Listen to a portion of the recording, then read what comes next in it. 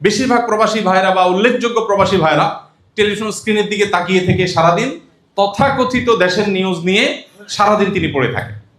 এই টকশো দেখছেন, এই মিষ্টি শো দেখছেন, এই নিউজ দেখছেন, এই রিল দেখছেন, সারাদিন এই কাজ করেন। অথচ অবসর সময়ে কাজের ফাঁকে আমি চাইলে একজন ভিনদেশি, যেমন আমার কথা আমি বলি, আমি কম্পিউটার বিষয় শিখেছি একজন ফিলিপিনোর কাছ থেকে, আমার একজন সহকর্মী, তার নাম ইদ্রিস। আমি গাড়ি শিখেছি আমার একজন সহকর্মী নেপালের, ওনার নাম রিয়াদুল হক। আমি অফিসিয়াল অনেক বিষয় শিখেছি ইয়েমেনি আমার কিছু সহকর্মী ছিল তাদের কাছ থেকে। ভিডিও এডিটিং আমি শিখেছি প্রবাস থেকে।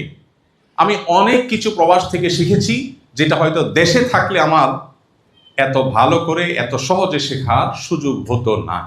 তো আপনারা যেখানে কাজ করেন, বিভিন্ন দেশে মানুষ আছেন আপনাদের সাথে, এক একজনের মধ্যে এক একটা দক্ষতা আছে। আপনি চাইলেও বাংলাদেশে ওরকম দক্ষ মানুষের সান্নিধ্য হয়তো আপনি পাবেন না, তখন তার কাছ থেকে আপনি একটা জিনিস শিখে ফেলতে পারেন, এটা আপনার জীবনে ভ্যালু অ্যাড করবে ইনশাআল্লাহ। তো আমি আশা করব প্রবাস জীবনকে আমরা আমাদের জীবনের পরিবর্তনকারী একটি সময় হিসাবে গ্রহণ করব। আল্লাহ আমাদের সবাইকে তৌফিক দান করুন।